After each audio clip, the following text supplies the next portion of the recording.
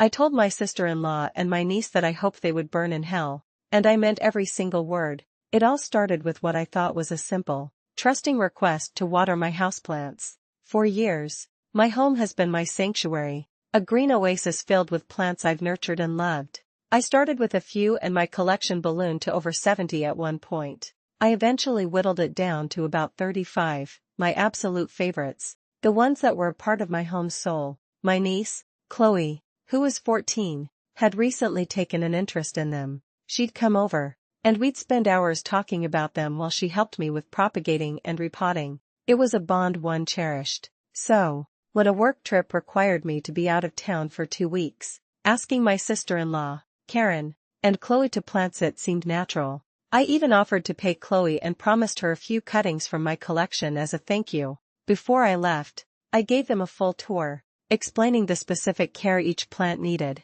I pointed out a few of my most prized specimens. Karen asked how much some of them cost, and I told her honestly, it didn't strike me as odd. My family knew about my expensive hobby and had even gifted me plants before. At the time, I thought her question was just casual curiosity. I was wrong. It was market research for a crime she was already planning. 2 weeks later, I walked through my front door and into a nightmare. My home had been violated. They had watered the plants, yes, and given them light, but they had also given them haircuts, not trims. Vicious, brutal hack jobs. I walked numbly from room to room. My prized Cebu blue pothose mother plant, a magnificent cascade of silver blue leaves, was destroyed. The climbing one I had spent years training was butchered. My beautiful Mundula pothose was unrecognizable. My golden pothose, which I had carefully trained to frame my entire stairwell, was hacked to pieces. My string of pearls, my string of hearts,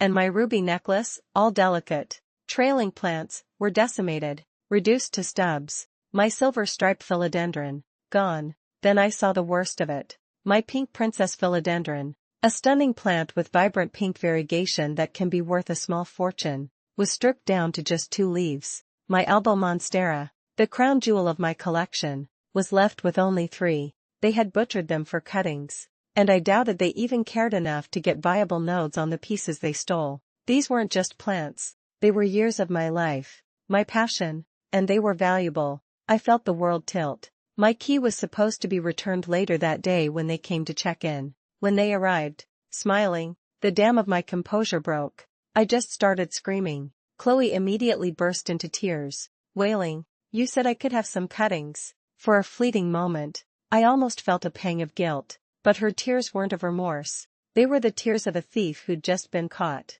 "Cuttings?" I shrieked, my voice raw. "I meant a few leaves. Chloe, not this. You knew I didn't mean you could destroy my plants and steal them from me." I pointed a shaking finger toward the door. "Go home and bring back every single piece you stole from me. Now." Karen stepped between us, her face a mask of false calm. "What's done is done," she said dismissively. "No." I seethed. "You are returning everything." That's when Chloe dropped the final bomb. "Mom already sold most of them on Marketplace." It was at that moment I truly lost it. This wasn't a misunderstanding.